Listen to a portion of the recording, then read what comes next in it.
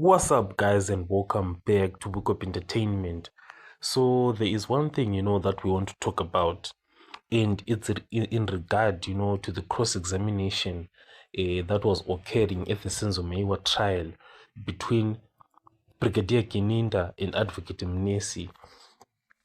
There were so many admissions that Kininda ended up making with regards to the accused.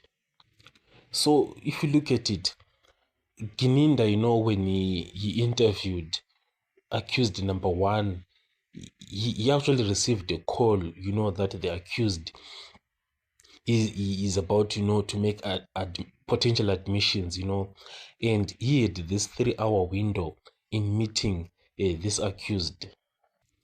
But the challenge that is there now is that Kininda was saying now that, what, I could not prepare for meeting this accused. The reason why he's saying I could not prepare is because, what, Kininda is saying, I just didn't know, the state of the mind of the accused. I didn't know what they were going to be saying. But looking at it, from a bigger picture, it's not like Kininda was venturing into unknown, untouched waters. Because this was not a spontaneous encounter, like apprehending a fleeing suspect, who is on the street and running. Kininda was actually informed that the suspect was making admissions, which actually provided him with a clear purpose for the meeting and ample time to consider the necessary protocol and resources such as warning statement forms, especially given his acknowledged ability to take confessions and admissions. Because there was no adherence to best practice principles by Kininda here. So there was, a significant point of contention, and like exposure for Kininda, and it arose from his understanding of legal procedures regarding statements and confessions. Kininda firmly asserted that, what, a constable can't take a confession and that any document taken by a constable is inadmissible and not worth the piece of paper. Kininda also went on to say that he could not have taken down the initial statement himself because the suspect immediately stated a willingness to confess to an independent officer. So this, it implies his own involvement would have defeated the best practice rule. So there was this excitement, especially coming from Advocate Mnisi, who then stated that under Section 217 of the law, a constable can take down a statement which can then become admissible if repeated in the presence of a commissioned officer. Advocate Mnisi was arguing that Kininda, as a commissioned officer, had every right to take down the initial statement himself and then refer the suspect to an independent officer if the best practice rule was to be followed. So this was like the back and forth between Kininda and Advocate Mnisi.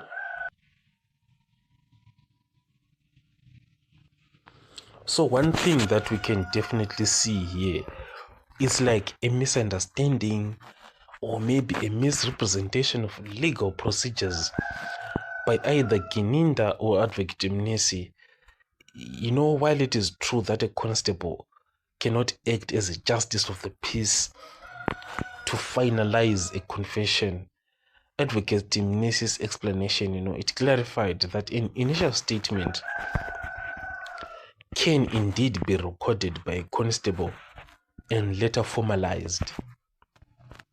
But Kininda had this strong denial, when confronted with that distinction, and he had this continued insistence that he could not have taken the initial statement himself. It was suggesting something like a lack of comprehensive legal knowledge for an investigating officer, or maybe because this is a cross-examination, it could have been like a strategic attempt to justify his actions during the initial interaction with the suspect, because this like directly impacted the perceived credibility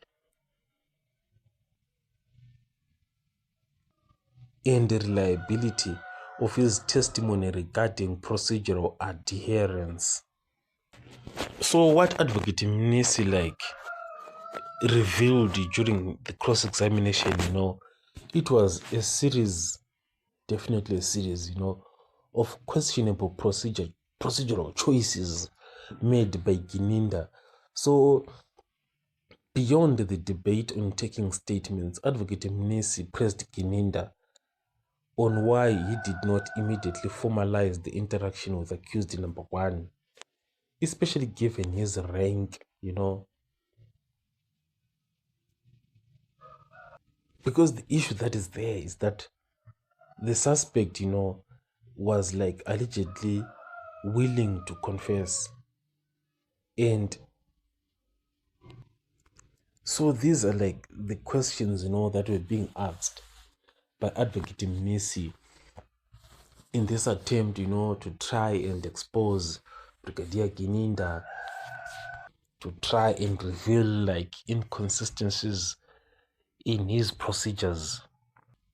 Because the main goal that I'm seeing here from Advocate Mnisi, what he is like trying to achieve here, is to try, and make the statements that were taken by Gininda, to try and make them like inadmissible. Is what I'm seeing here. Is to try and do that. Whether he can succeed, in pulling this off or not, it's very much debatable.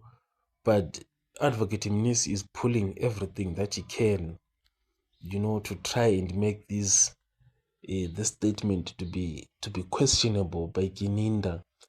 And the challenge obviously that we have is that Judge Rata, is not saying anything. He's just watching, the trial as it is occurring and not saying any word. And Judge Rata, has a tendency to then come like at the end and then give his judgment, and after having heard both sides.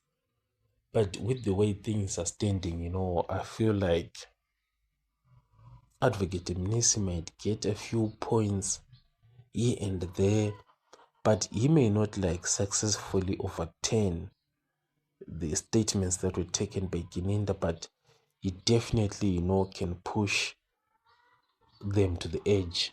I'll catch